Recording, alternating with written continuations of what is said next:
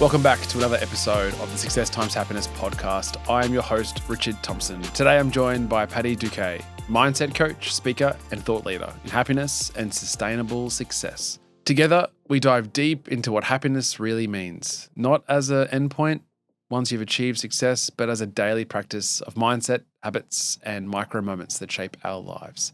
Patty shares powerful insights about her coaching, retreats, the neuroscience-based practices that help people unlock growth, resilience, and authentic joy. Whether you're chasing goals or just redefining them, this conversation will shift your perspective. It was a great chat. Hope you enjoy it.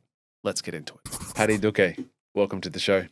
Thank you so much. Thanks for having me, Richard. Now, this is I'm really excited because this show is Success Times Happiness, and I really want to dive into the happiness part. I think a lot of guests we talk about success and what that means and what it means to them, but you're almost the thought leader of the happiness piece and creating habits and mindset to achieve that, or to at least get on that path to it. So a lot of people, I think, would think of happiness as the end game, that once you've achieved success, then we'll be happy, or it'll be on that path, and the happiness is sort of the destination.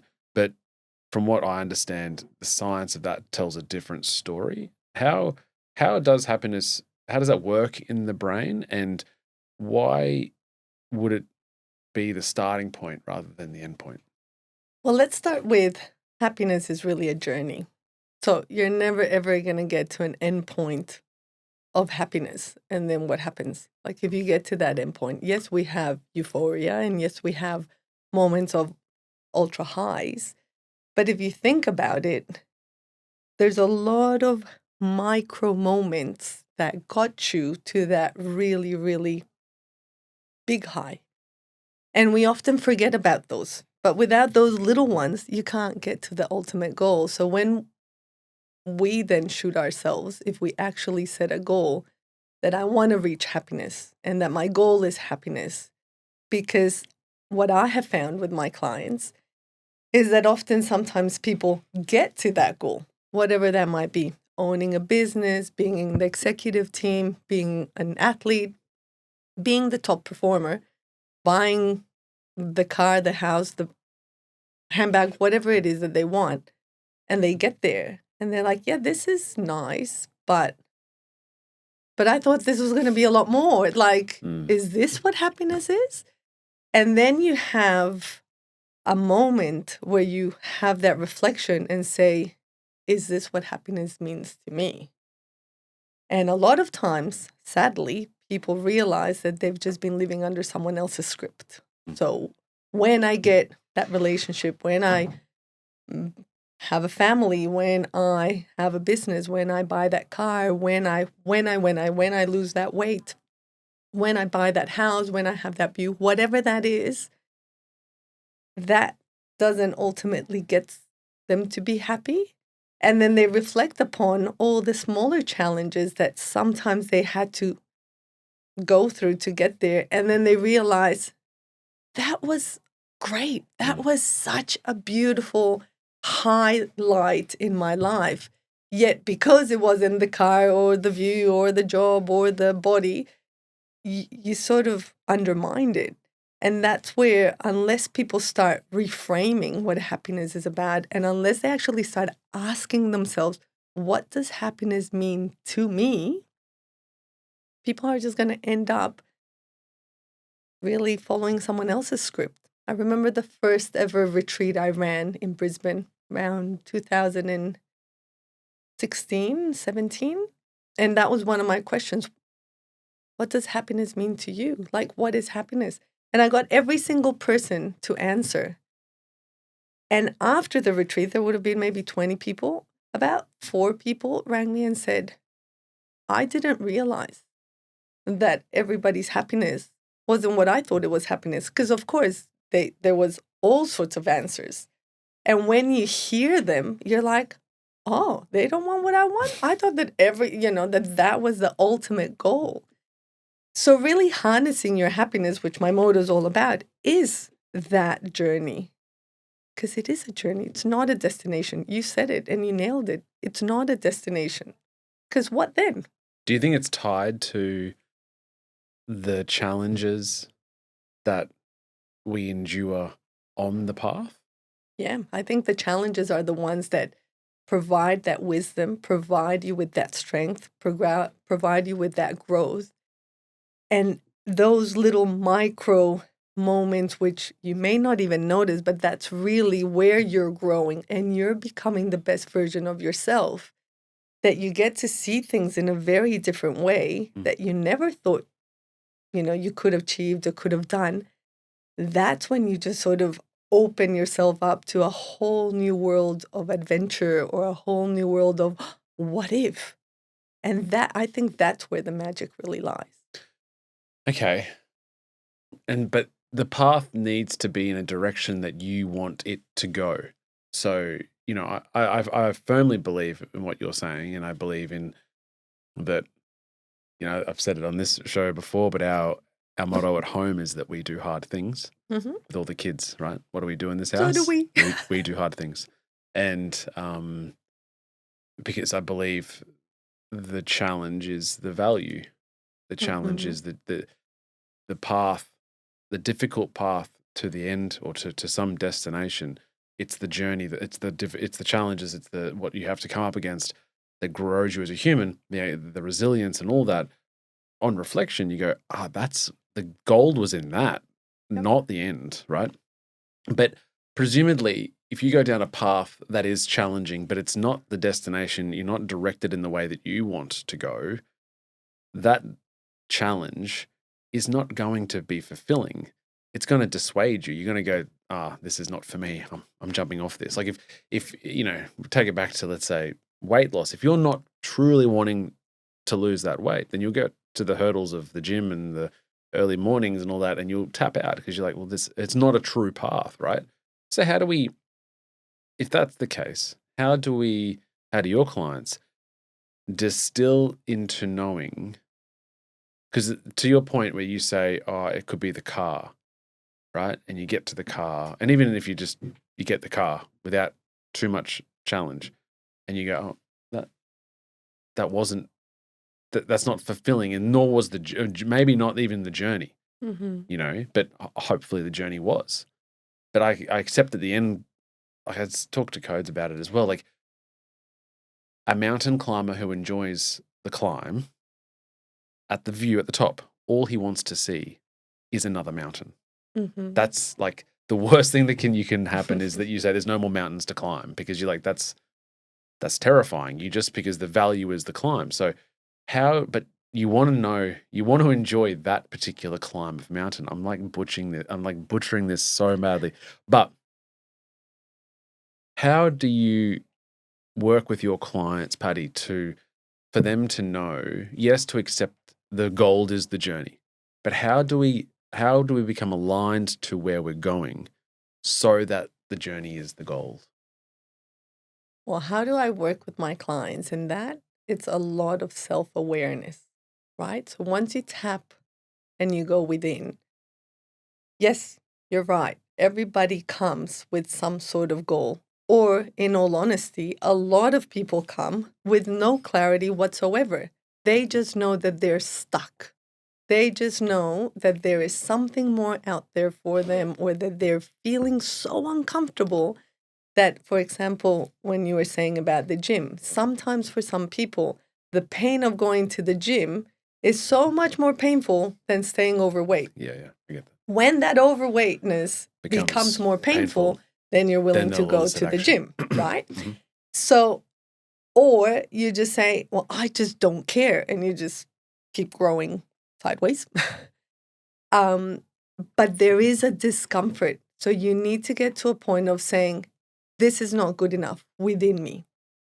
And then you start a journey, because it's only when you have sort of that epiphany, or really when you go to the bottom of the barrel and then you say, enough is enough. I'm not happy in this relationship. Something's got to change. I'm not happy with my body. I'm not happy with my job, with myself, with There's some crucible moment.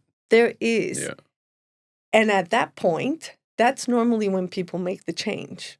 But what I'm trying to get people to realize is, why wait till that moment? yeah. Like, why do you want to wait for a painful moment for you to change?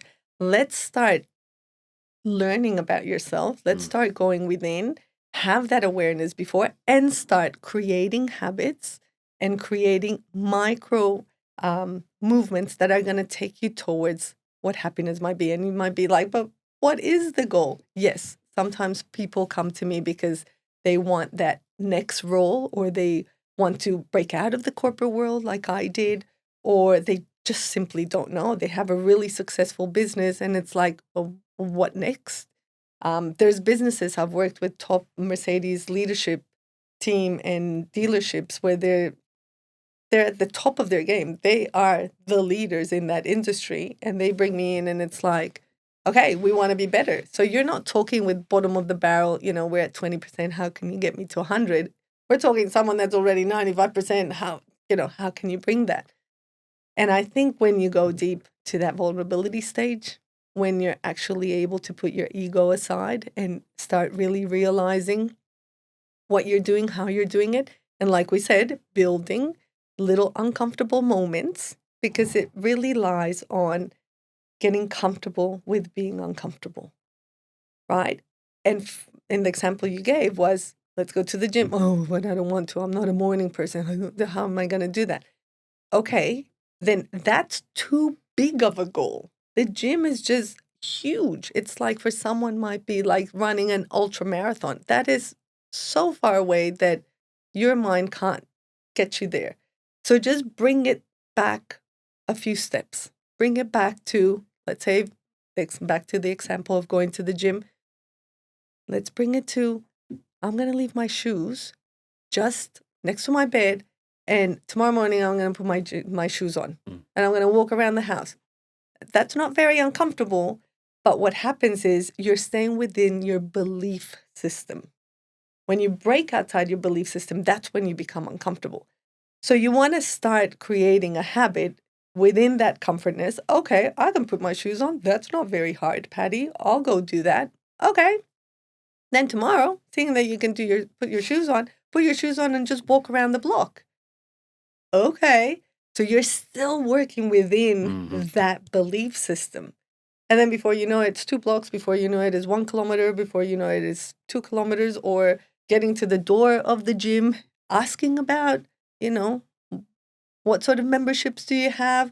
Then maybe going to the first class, maybe having your first sort of introduction to the gym.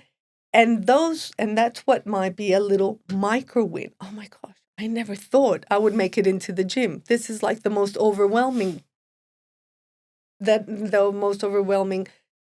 point that I've been in. And then you've done it that many times.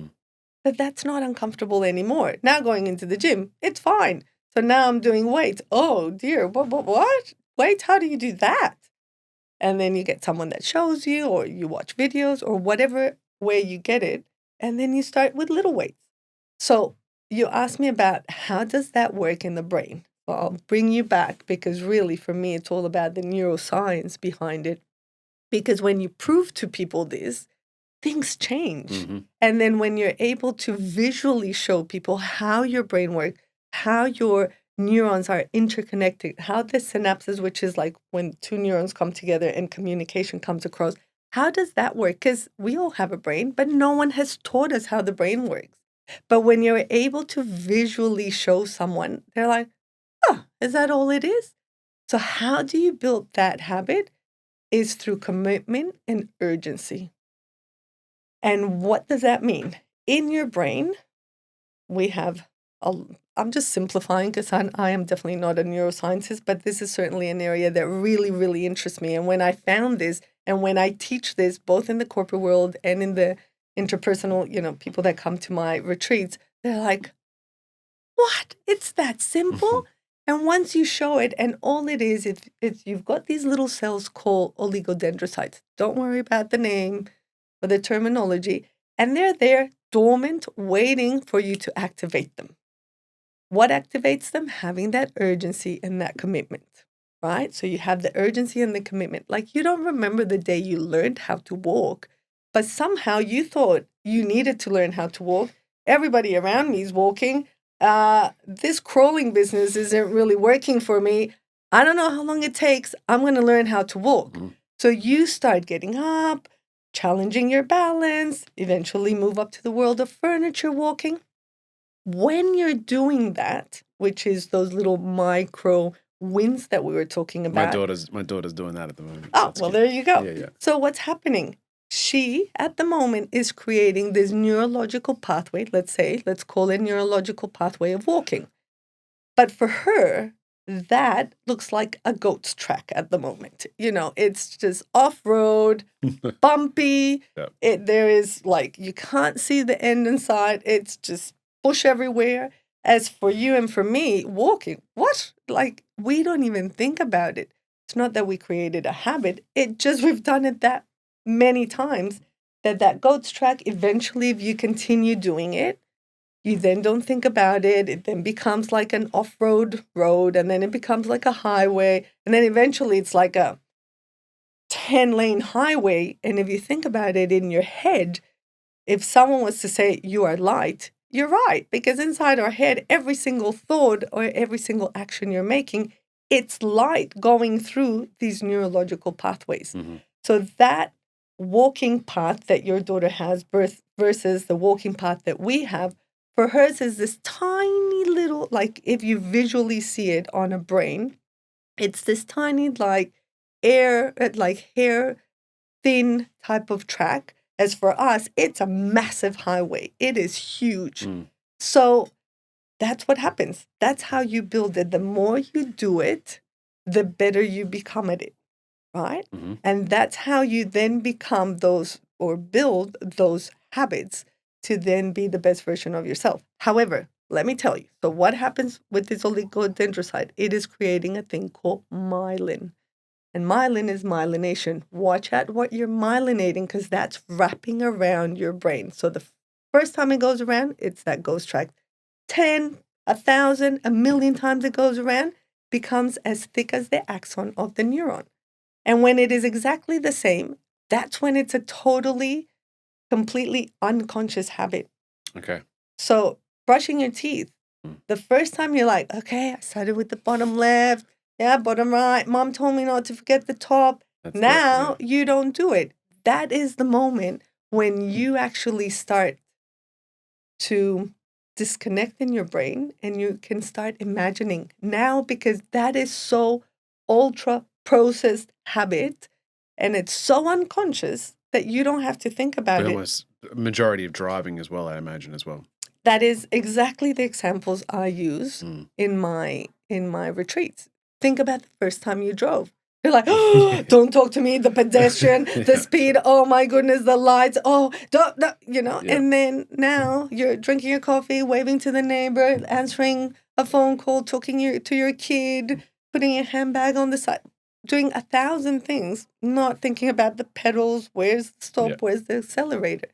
That's how a habit is created. But we forget that those minor micro moments that build you to being able to drive, but now being able to drive is not a novelty. It's like whatever. But the first time that you're like, oh, you know what? I went into a roundabout and then I got out of the roundabout and it was fine. Hey team, just popping in to say thanks for listening. If you're enjoying the episode, please take a second to like or follow the show and share it with a friend. It's the best way to help us grow and keep bringing you more great content. All right, let's get back into it. So then, Patty, how do we get the habits that we want to form? Because the teeth is a great example, because we all just want, as I said to you off air, we all want good oral hygiene. We don't need to there's enough evidence in our head to know that if we stop brushing our teeth at nighttime, it's going to, at some point, be catastrophic. Similarly with the crawl to the walk, we all want to walk, those who can. And similarly with the driving, as scary as it is, as difficult it is for the first couple of months, we desperately want that driver's license and we desperately want to be able to drive around. But there are some habits that we form that I think, so that thing that's getting myelination. Yeah, as it's getting wrapped around the synapse, in the brain, at some point, these habits that we want to form, it's not happening fast enough. There's not at some point we tap out and go, I can't consistently do this because it's too uncomfortable. So where does the urgency come into? I love that you're asking this because it's not, the urgency comes around that pain that we were talking about. But where do you tap out? I'll tell you where you tap out. You're just touching exactly on my 4 steps to successful change, which is exactly what I do in my retreats, which is exactly what I do even in the corporate or in my face-to-face retreats. And it's that, what is your vision? So I start with a values-driven vision. So first, understand your values, what's important to you. Once you have clarity on that, which a lot of people don't even have that, but let's say you do, and that's sort of what happened to me. Once you have that, boom, like a whole clarity path comes into you, right? And then what happens? You then, and I'll sort of say it as a question, is why are there some kids that go into playing piano and they could do it for the whole time that they're at school? We're talking about 6, 7, 8 years, and they leave school and they don't even know how to play the piano. That's sort of when you tap out, right? That you sort of had to do it, or you're saying to the gym, I have to go, but then you're like, oh, this isn't good enough. You have to think about your long-term vision. So there's this beautiful study that Gary McPherson, who is an Australian in Melbourne University, and he has a whole music school. And that's literally what he said. He said, why are some kids that come into my school, why do they become like the best ever musicians? And others, it does not matter how much they come to this class, they just don't get it. And what he found is, so this whole study was, and he asked all sorts of questions. Was it because the parents are musicians? They listened to music while they were in the womb? Was it because, they were absolutely, they had instruments everywhere and they had all sorts of ideas. And then it actually all came down to one simple question. And it was when that kid walked into his music school, he asked, how long do you see yourself playing this instrument for? I remember when I heard this from my mentor, I was like, what? And what happened? What he did was some kids said, oh, a year, mom wants me to do this, or whatever, or I have to for school, so I'll play piano until the year end 12, of the whatever. Or so there's a short term, so a year or two. Then there's the middle term, meaning, until I finish school, fine. And then there were those that were like, until when? Like, what? Like my kid's wedding, I play clarinet for the rest of my life. For the rest of my life. They're not even married, they're kids, and they're already playing for their kid's wedding. So that creates an identity. That creates a person that is a musician, right? So it's very different because in this study, what he saw, and that's how he was able to really conclude or come to this conclusion, was he got people with short-term, middle-term, and high-term goals, sort of, or vision, into different groups. And in one group, they would give them only 20 minutes a week. That's it. That's all you're going to do. In the other group, 40 minutes. So double the amount of myelination that we were talking about. Sure. And the other one, I think it was 120. So 3 times. 3 times. So you're like, wow, these people that are in the 3 times, they must be like the best musicians. No, because that's where he saw, when you see the graph, that's where he saw that the ones that did not have that long-term vision, that they're like, you know what, I just want to play that song so I can just, I don't know, get my girlfriend to actually, or get that girl to look at me, or, this tiny little goal. Obviously, that didn't create an identity. And it was exponential, like 400% better when you mixed that myelination, that repetition, with that long-term vision. Huge. So it's gold. So when do you tap out? Well, it's the same as when you ask someone, are you a smoker? And you're like, I haven't smoked, or a drinker. I haven't smoked for 532 days. They're still smokers. because they're counting. They have not shifted Yeah. their identity to, no, I'm not a smoker. Yeah. No, I'm a healthy person. No, I'm a reader. I'm a morning person, whatever that might be. So that, So that I accept that. That's an incredible study, and that is in line with why everyone brushes their teeth at night, right? And it's, it doesn't matter what happens in your life. It could be the most catastrophic event that you never saw coming, but there's a very good chance you're going to at least retire to the bed, even if you can't sleep, and brush your teeth, absolutely. because you are the clarinet player for life. You are the person with good teeth for life. And the same thing with the driving. Your vision is, oh no, I'm driving a car for the rest of my life. Like, well, when I say all of us, that's not necessarily true, but so that plays in line with that. But what would you say, I guess, metaphorically to the music player in that instance who is just wanting it in the short term? How is that path for that person just not music? Can you fabricate? I would say they just haven't found what it is for them. So maybe yes, and you see this time and time again. Oh, my grandparents, they were doctors, and my parents are so my uncles are, so I need to be a doctor. And then you go through the rigmarole, which is a very long journey, and then you get to the other end, and that's not even what you want, and that's okay. But it's also, that's why I say tap back into it so you don't have to go through the 15 years. So it is who do you want to become along that journey and the feeling that it gives you. So why do you want to learn to drive? Because it gives you freedom. It allows you to go from A to B without asking someone or without having to pay for an Uber or a taxi or whatever. Why do you want to brush your teeth? Well, 'cause you probably don't want people to run away when they see you or when your breath stinks that bad. So that feeling either draws you towards or against or away from. And that's where you then start building what I believe a growth mindset. So really you start building that, you have that belief. And so what's growth mindset? It's that belief and the ability that you can develop by doing, by repetition, by doing hard things, by really taking on the challenge, by putting in the effort. As for fixed mindset is the ones that say, I can't. It's innate. I was born, my dad's bad at maths, my mom's bad at math, I'm bad at maths. Full stop. And then you stop yourself. But why? So unless you really start tapping into now, bringing some awareness into your mindset, then you won't know. You won't know.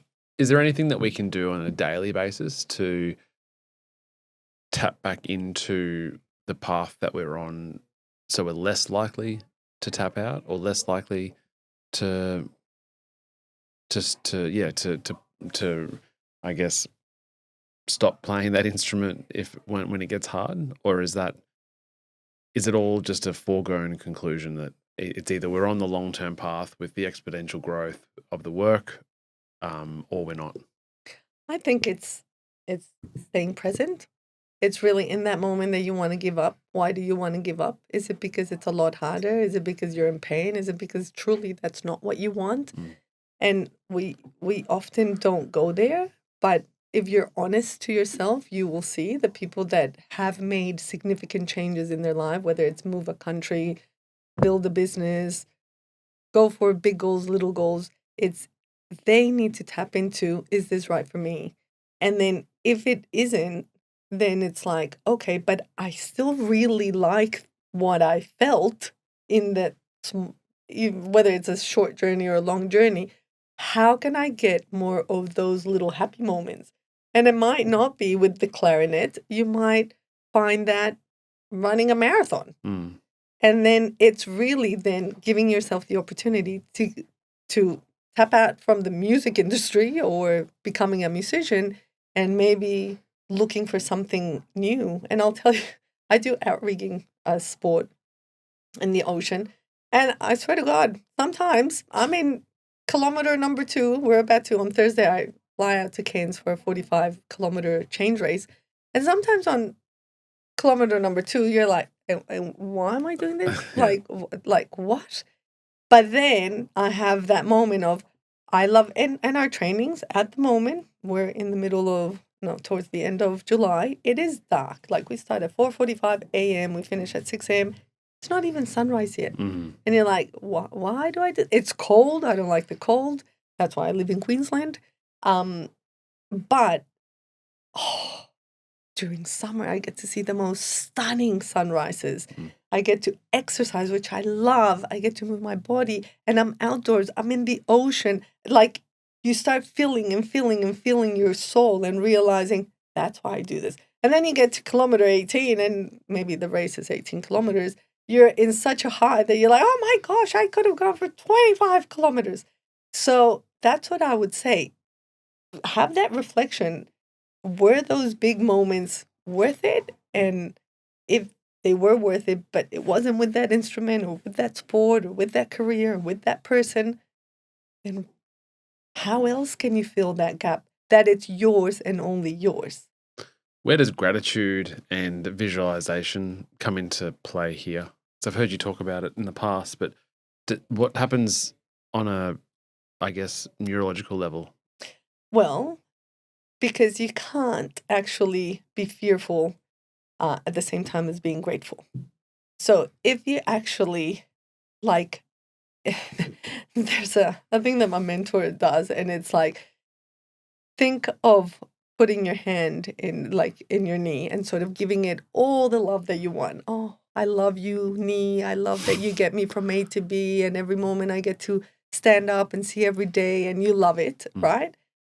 And then your other hand saying, I hate you, knee. You can't, in your brain, you can't actually have that duality. It's either one or the other. You could go boom, boom, boom, like from one to the other, yes. But you can't, they don't correlate, and they can't live in existence at the same time. Right. So one of the things that I love is when you change the way you look at things, the things you look at change, by Wayne Dyer, is that. So if you are in a very negative, dark, toxic moment or situation, see the light. There is always, like a yin yang, like that duality in the yin yang, there is always going to be light in the darkness, and there's always going to be darkness in the light. So just try to look for that little glimpse. And when you find it, go for gold. Try to find everything about that. And that's where the gratitude works. Like, one of the exercises that I do about creating intentions, and a process that I teach my clients on intention setting, starts with, how many ways can I be?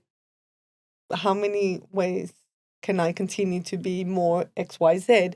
And that all comes from a place of gratitude. Because when you're grateful, you can only see things with bright light. Like, it shines on it. Because love, we have different meanings of love. If someone has really, really, really had a really tough situation or love experience, love might not be that lovey-dovey that everybody might think.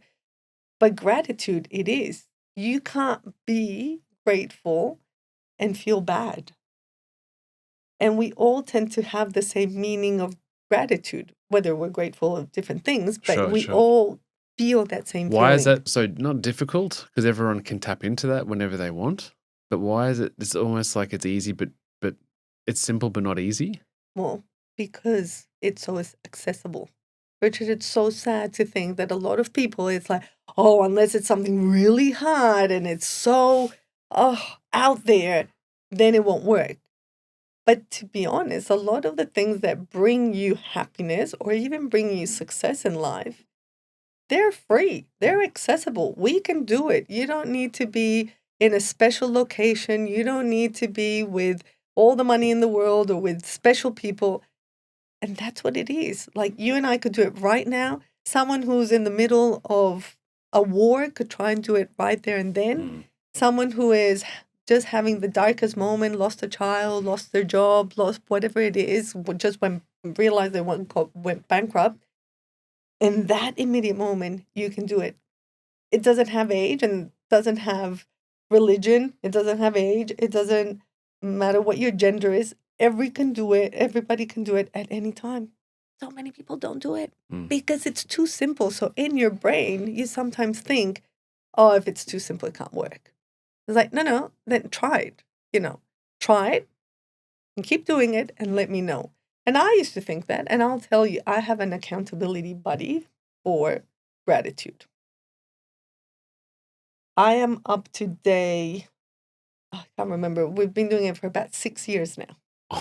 And I will show So you're you. at 1800 or something. Oh, more. I will show you. I will show you right now, and I will prove it to you. And So is it's, this you practicing gratitude through meditation? I practice it through being aware. Mhm. So with meditation, see, look, I even started writing today's. So it's Whoa, day. day 2286. Is that like a chat that you got with someone? Yeah, well, those are my gratitudes. And Oh then I my. send them. So every day So I you could do scroll one or three. you could Yeah. scroll this up. And then that's hers.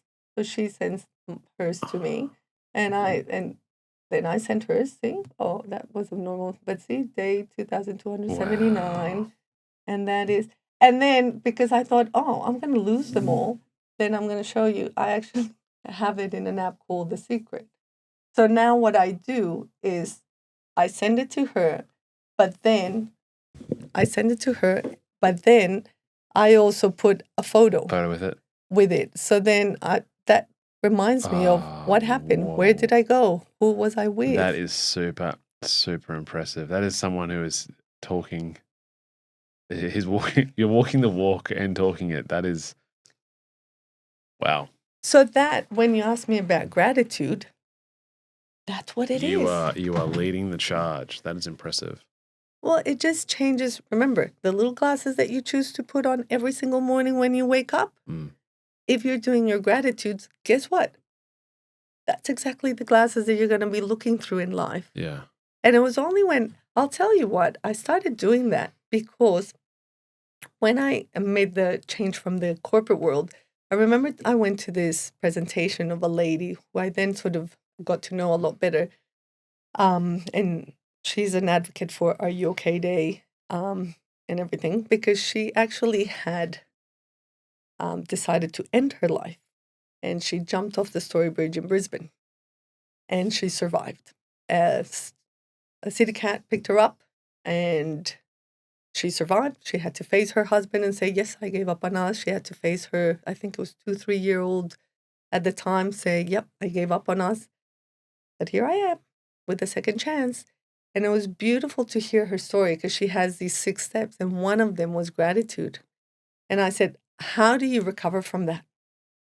How do you then pick yourself up from that? And she said, gratitude helped me. So one of the 6 was gratitude. And she was the one that told me about her gratitude accountability. I think she has 2 or 3 other people. And I thought, I want to take that on.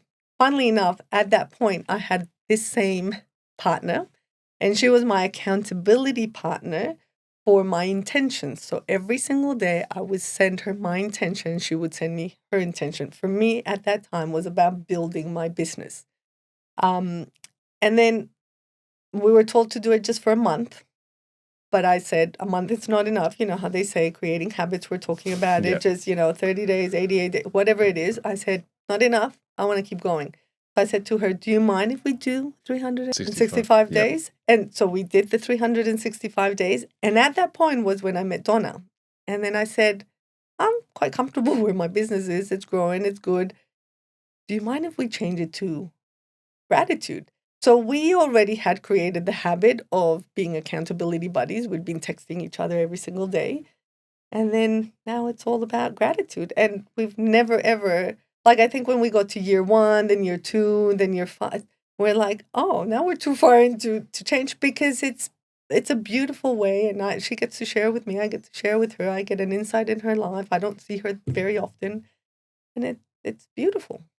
I love that. And I think if there's anything to take away is to have an accountability partner to be able to set intentions of a day or set or label your gratitude each day. In the office here every Monday, which is obviously this morning, but we go around the table and we do an exercise called Grateful, Proud, and Forward. And so it's one thing we're grateful for, one thing we're proud of, and one thing we're looking forward to. So gratitude is definitely inbuilt in here, but certainly on a personal level. Other than that, I don't necessarily tap into it. So I'm one of the majority who will say that's easy, but not hard, a bit hard to implement. And the beauty is that it now becomes so innate in you. So now I'll drive and I'm like, gosh, that tree is so beautiful. Yeah. And then you realize that that's what you're going to be riding. Yes, of course, we're grateful of health, my husband, my beautiful, healthy girls, everything, my life, my business, everything. Yeah, but it's in the little things. Wow, the little achievements. Remember the micro wins that we were talking about? That's when you're like, oh, I'd never done these weights at the gym. I'd never done this many hours fasting. I'd never applied for a job like that or gotten that opportunity or And also, like, stepped out. looking at it, it's not a lot of time that you need to set aside to find what you're grateful for each day. But the alternative would be that it does nothing for you, but at least you've had an opportunity in the day to reflect and to be thankful or grateful of things in your life. And if you did that every day, what a life you'd have. Compounding Yeah, effect. you'd just go. And you did touch on meditation, so maybe I'll touch on that because it is that compounding effect. And people tend to think that meditation is, okay, I have to sit down, super quiet. I need my candle. I need my quiet, no one can interrupt me. No one come in here. But to be honest, Richard, when you really meditate is when you're in the middle of traffic and you're about to lose it. In that moment, if you're able to hold yourself, take that deep breath, stop from saying something that you're going to regret or doing something that you're going to regret later on, that micro moment of meditation is a lot stronger than you having that 5 hours of sitting in this Definitely. quietness. I do believe, though, that if you expose, in the same vein as your gratitude diary, that you've got that with the accountability partner, and then you're more likely to drive or walk past a tree and go, oh my God, that's a beautiful tree. Because your aperture is much broader, right? Your periphery is much broader than if That's you right. are in red brain and you're so narrow focused on the problem.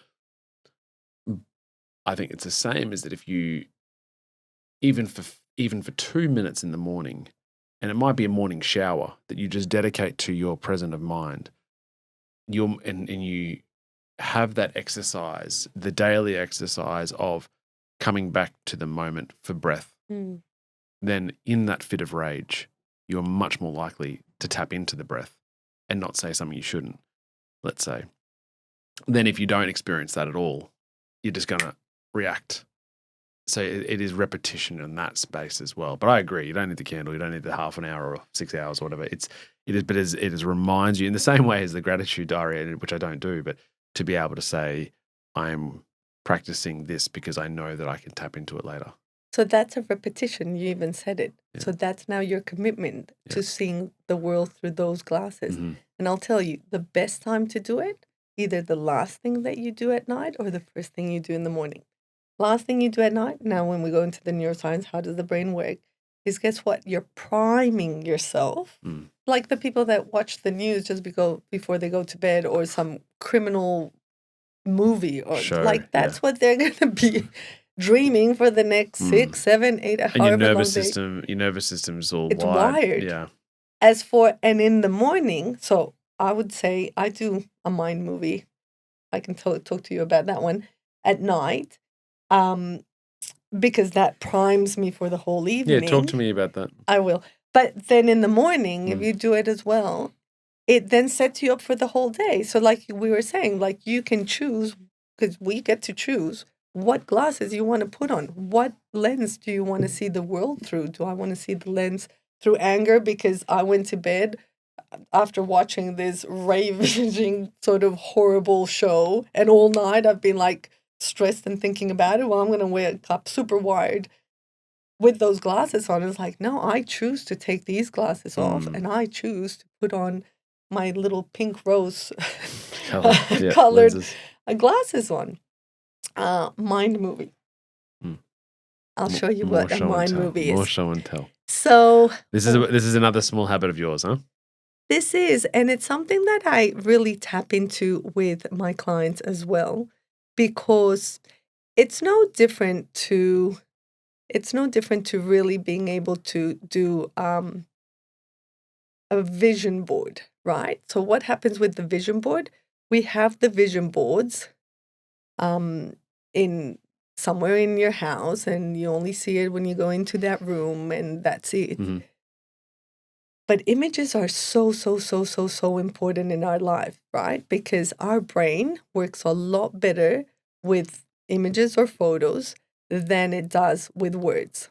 So you'll see here in my photos, I have an album called Mind Movie. Mm-hmm. So it's no different to a vision board. I go in here, I've chosen and selected, There's handpicked photos of all these photos and of some quotes as well. quotes, photos. So what I do is you can go through all of them, There's about or 100 you can just go in 130. there, Yep. and then you can just put. You can put Like a slideshow or something. like a slideshow. I can't do it right now, but then it starts going through them all. Right. And then every single time, so that's Giraffe Manor. I love it. It's a place I want to go to in Kenya because I love giraffes, and you can go and see them. Egypt, whatever, Yeah. And it's been places I've been to or places I haven't been to, places I'd like to take my girls to, sayings that mean a lot to me. And this primes your whole evening. So it's obviously attached to your top values, the things that are priority to you. So where I see myself in the future, the identity I want to create with my business, with myself, with my family, with my kids, and the places I want to do. And then guess what? When you get there, let's say I get to the Giraffe Manor, I've been there in my head so many times that it's like, this is amazing. Yeah. But it's so comfortable because it's so happy because it's my happy place. It's like, I've been there. Yeah. And it's like a deja vu when I've never actually been there. That's a great visualization. Any other small habits that does Patty do? Oh, I've got so many. But small habits. On the daily? So I think one that also helps me get out of maybe anxious moments or stressful moments is we tend to put so much weight on, in my case, I'm a mindset coach and speaker. I'm a mother. I'm a wife. I'm a daughter. Right now, I manage everything for my dad, who lives in Colombia, because I'm originally from Colombia and I'm here. So we often carry on our shoulders the world. I have to do all these things, but you don't. So it was taught to me as success identities. My mentor, when he taught it to me, I was like, this is gold, because guess what? For example, right now, my husband flew out this morning and he's going to be away for a week, right? For work. That means that really, Richard, I need to be wife 10 to 30 minutes I get it. for the day. Yeah. When for I a talk phone to call. him. Yeah. At night, how are the kids, blah, blah, blah, how are you? So I'm not carrying the weight on my Of shoulders. life. I have to be same. My girls, they're at school. So guess what? From 8:30 or Unless you 8 receive a o'clock, phone call, you're not mum. I'm not mom. So guess what? Take that off my shoulder. Oh, I love this so much. Right now, here, what do I need to be? I need to be present. Mm-hmm. Yes, I'm still a mother, but I'm not thinking about the things I need to do for my children. Yes, I need to be a wife. Yes, I need to be a daughter. Yes, I have to be 1,000 things. But right now, all I am is 100% with you. So when you break it down, we have all these identities. When you're cooking, you're a chef. When you're driving, you're a driver. So you break it down and then you say, okay, what do I need to do to be the best wife in the whole wide world? Well, if my husband's been away, be present, ask him how his day's been. Like really, it's like 3, 4 things. It's not 1,000. And make sure that for those 10 minutes or that half an hour, you do those 10 things. What do I need to do? Same. I'm mom, but I'm not mom for very long. I'll pick up the girls. One of them has kayak. She's going to be on a kayak for an hour. So yes, I'm mom, but guess what? I'm walking around the lake. I have my own time. I'm not mom. unless she falls and something happens, and then boom, you're straight back to mom. Mm-hmm. But it's so beautiful because just really think about the tasks, really think about like a job description of what is Yeah. the best version of that success identity, and make sure you do that. I guess it's the awareness of timing as well, to say, well, to understand where are you at right now, who do you have to be right now at the best of your ability, and taking off that weight of all the other responsibilities you have right now allows you to show up and be present in this moment much better Absolutely. than if you're bringing here to this interview today, this chat, you're bringing wife, mother, all the things, daughter, all the things. It's overwhelming, right? It's overwhelming. And you can see it. Like when you're driving, just drive. Check on where you're going. Try not to, just because you've created the habit and that's an unconscious habit and you now know how to drive, just make sure that you're just ticking the boxes of a good driver. Same with when you're cooking. If you burn dinner, clearly you were not doing the 2 tasks that you have to do as a chef. So just be present. Then before we wrap up, how do we, that is good in theory. I love that. But when there's infinite distractions to the moment, right? It's a bit easier for us because we are in a box studio and all the problems are out there and having this wonderful chat. But, you know, when you're at home and you got the ability to check work or the work calls or you know, it can distract you. Or if you've got work stress that you have to leave to then attend your other duties, but you've still got the stress internally, how do you avoid? Is it a practice? Is it a learned behavior, learned skill, a habit to be able to let go of that so you can be present?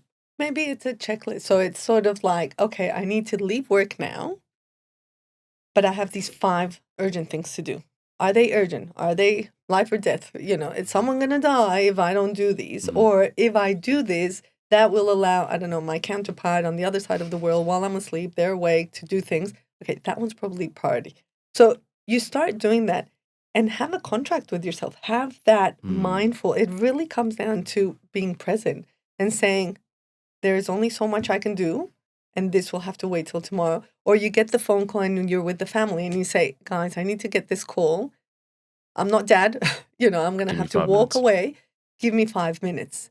And you make that break. I remember when I started working at home, I would walk into my office in the PJs and it just wasn't working. I was like, no. I have to create this identity, right? So I now go into the office. Yes, it doesn't mean that I don't go in there with, PJs, but you do. I am here, Patty the presenter, Patty the coach. That is the hat I am wearing right now. Mm-hmm.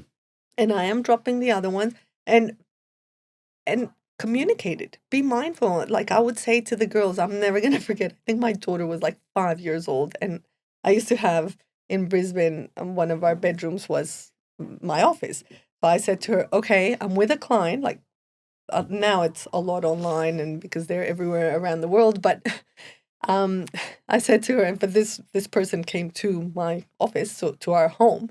So I was like, okay, unless there's something super urgent, do not come, unless you really need me.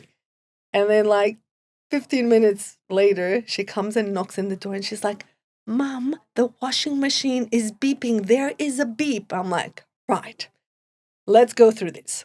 What is urgent? Random guy creeping in through the window. That's urgent. Fire, urgent. Washing machine beeping. Okay. Not so much. So, but then, and that's what I say to the girls, the first mistake you make, normally it's my fault because I haven't taught you.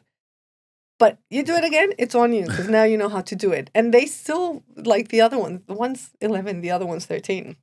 One said to me the other day, one burnt something. Anyway, she'd never cooked that. And she's like, Mom, that's on you. You didn't tell us that. I'm like, fair enough. I'll take it. But it's true. So it's sort of setting those boundaries and saying, yes, up to here is where I stand. And then you have to have that separation, like the yin and the yang, like we spoke. You can't be angry and grateful. You can't be hatred and you can't feel those things. And that's how we think we're superwoman or superman and that we can be a father and cooking and talking work and doing, yeah, I'm with the kids. No, you're not doing any of those. The dinner's burned, work's chaos, and the kids are feeling like totally neglected. So you're not doing any of them. So let's just be honest. Back in your box, back to being humans. You can only do, well, we can do 1,000 things. Can we do 1,000 things properly? And if you really want to be the best version of yourself, well, you've got to say no to some things and yes to some things. And really with the awareness that when you say no to something, you're saying yes to something. So when you're saying no to answering that work phone call, is because you're saying yes to being with your family and vice versa. And all of them have consequences. But having that awareness and being present at that moment when you make that choice. Oh, Patty, I love this so much. Thank you so much for sharing a little bit of what you do. Quick fire, 5 questions. Okay. As fast as you can answer. Oh. What does success mean to you? Living an intentional life with no regrets. I think that allows you to then really live authentically and really tap into your purpose. What does happiness mean to you? Happiness, for me, well, we've been through this because whole episode. It's not a destination, it's a journey. It's really understanding that it's a journey and that happiness isn't necessarily the glorious moments. You sometimes notice that some of your hardest moments, and normally your hardest moments, will bring you to your happiness and to your true happy moments. So taking the dark ones as your happy ones as well, because they're part of the journey. Love that. What does your morning routine look like? Oh, well, usually drink water. I think you have to water your little inner biome garden. Deep breaths, as you know, for me, it's very important. My mind movie, it's very important. Gratitude, very important. Moving my body every day from Monday to Saturday. Sunday's my day off, but we still go for a long beach walk.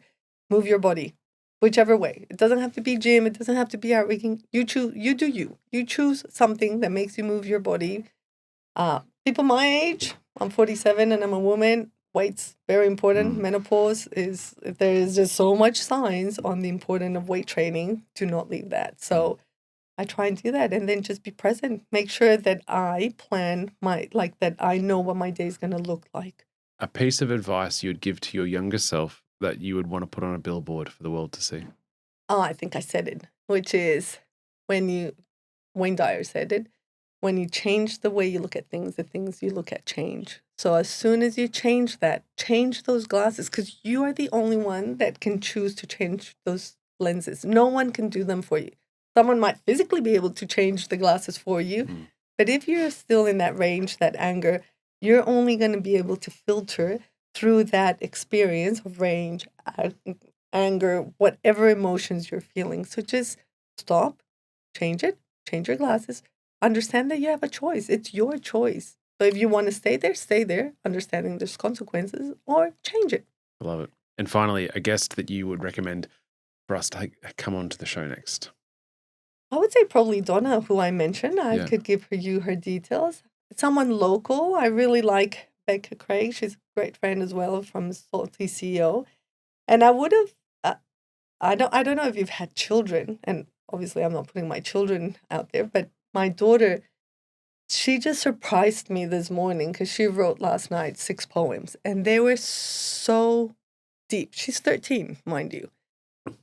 And it just blows me away because we sometimes totally underestimate what is going in our children or our youth. And because my daughter loves writing, she published 4 books we published 4 books when she turned 7. Because she loves writing, and that's her way of communicating, it provides me with an insight of how she feels or what she's going through. And because her language is like she loves reading. And it's given me, as a mother, I think that's a superpower, an insight that I'm like, wow, like, is this how you feel? Where's this coming from? Because she loves staying up at night and she'll write these poems. Like, literally, she spat out 6 last night. Everyone was in bed. No one asked her to do it. Yep. So I think having, I don't know, someone that's willing to talk about that to bring us insight, because there's so many coaches, people, speakers about parenting, how to do that, and have we asked them, what to, because we're learning as well. Like my biggest teachers are my two children, especially my youngest, because she is my mirror. So she is just, when I'm angry, I'm like, you're not angry at her, you're angry at you. Yourself, yeah. What are you seeing and what are you feeling?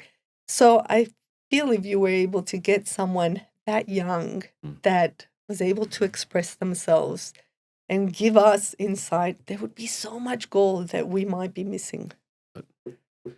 Patty, thank you so much for coming on. It's been an absolute pleasure. I really, really appreciate it. Thank you. Until next time. Absolutely. Whenever you want. Thank you, mate. Thanks for having me. That was another episode of the Success Times Happiness podcast. Next time you're reevaluating your goals, turn to the person next to you and tell them all about the show. It really means a lot. A big thank you to Patty for joining us and sharing her wisdom on building happiness as a journey, not just a destination. If her story sparks something in you, please subscribe, leave a review, or share it with someone who could use a little inspiration. It's the only way we grow. Until next time, peace.